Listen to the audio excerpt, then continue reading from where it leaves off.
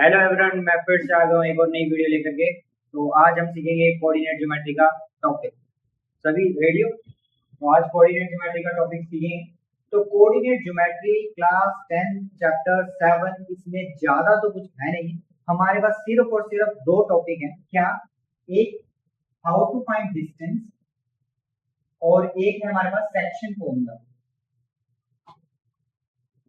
बस इन दो के बारे में हमने पढ़ना है, इन दो को हमने समझना है और इन दो के कुछ अच्छे अच्छे क्वेश्चंस करने हैं। तो हमारा ये इजीली कोऑर्डिनेट ज्योमेट्री फिनिश हो जाएगा। ठीक है, सबसे पहले सीखते हैं डिस्टेंस के बारे में। डिस्टेंस कैसे निकाला जाता है?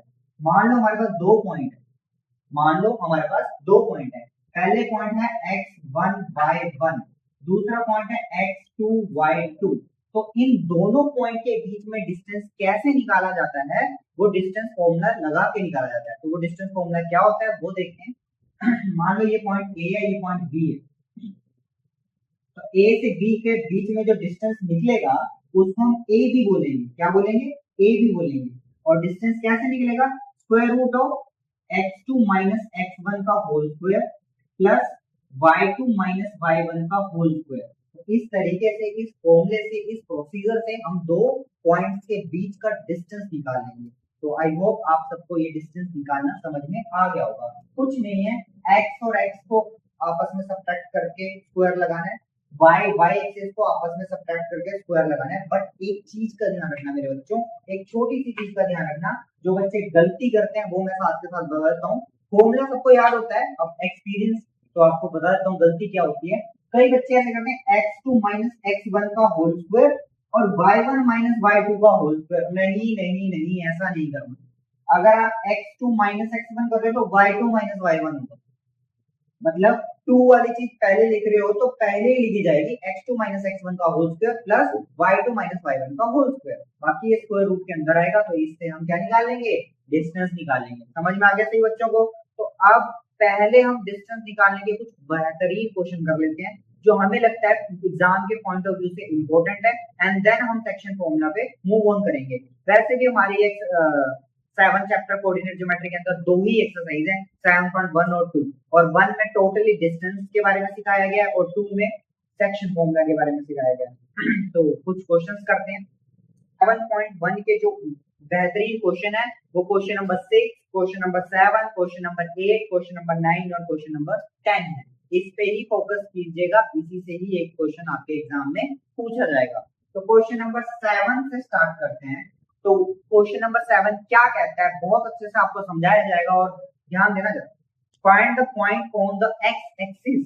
आपको एक एक्स एक्सिस का पॉइंट फाइंड करके बताना है which is equidistance from this and this.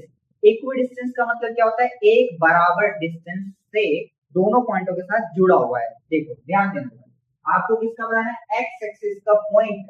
अगर कोई पॉइंट एक्स एक्सिस पर है तो उस पॉइंट की वैल्यू x, 0 है। याद रखेंगे, अगर कोई पॉइंट ऐसे लिखा जाता है ना, पॉइंट कैसे लिखा जाता है? x, y ऐसे पॉइंट लिखा जाता है। अगर कोई पॉइंट x एक्सिस पे है तो उसे x, 0 लिखेंगे।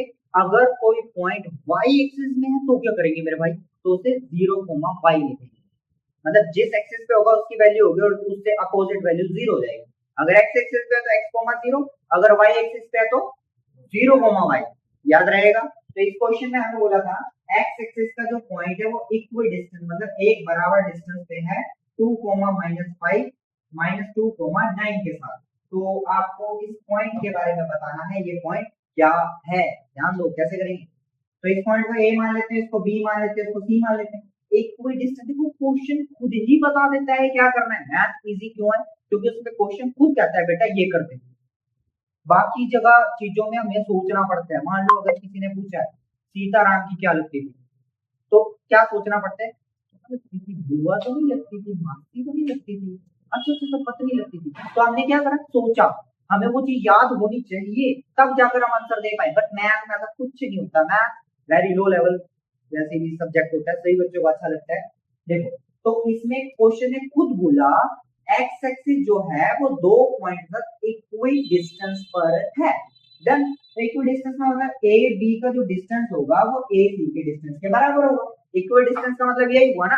तो ए बी का मतलब क्या हुआ? ए से बी तक का डिस्टेंस क्या हुआ, ए से बी तक का डिस्टेंस तो निकाल लो ना मेरे भाई। Square root of 2 minus X का होल स्क्वायर प्लस -5 माइनस 0 का whole square is equal to A C का मतलब ए से सी का distance square root of -2 minus X का होल स्क्वायर प्लस 9 माइनस 0 का होल स्क्वायर।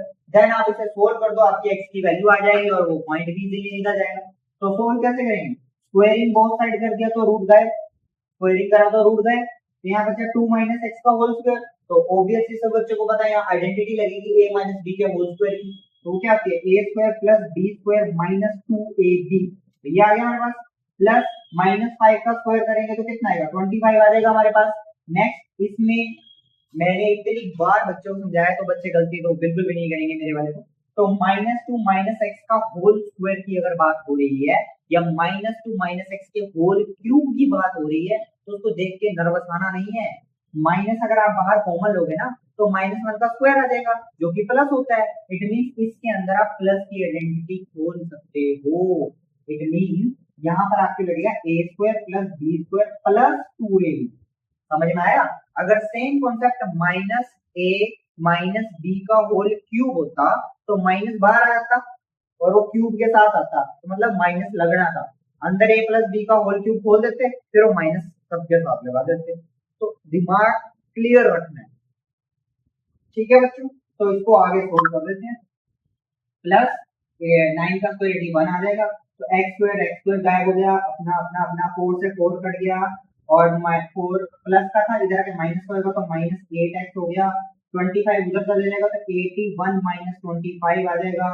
तो इसको जरा सोल्व करना जरा मेरे बच्चों, मेरे ख्याल से 56 आ जाएगा और यहाँ x है तो -8 नीचे तो ये कटा 7, तो x की वैल्यू -7 आ जाएगी। आई थिंक x की वैल्यू -7 ही है। तो आपको क्या पूछा था, x पूछा था क्या, नहीं पॉइंट पूछा था। तो पॉइंट x की जगह ये वैल्यू पुट हो जाएगी -7,0, आपका ये पॉइंट निकल कर आ जाएगा जो कि हमसे पूछा गया। तो बेसिकली हम दोबारा समझते हैं इस क्वेश्चन में हमने ऐसा क्या करा, क्या ये खतरनाक तो नहीं था। एक पॉइंट दिया हुआ था x एक्सिस, तो बेटा x,0 लिखते हैं, y एक्सिस देते तो 0,y लिख देते, हाँ इससे ज्यादा तो होगा नहीं। दो पॉइंट के साथ इक्वल डिस्टेंस पे था तो मैंने ए बी ए सी बराबर कर दिया, डिस्टेंस बराबर दे रखा था, इक्वी डिस्टेंस बोला हुआ, दोनों को इक्वेट करा, सोल्व करा, मेरा आंसर आपके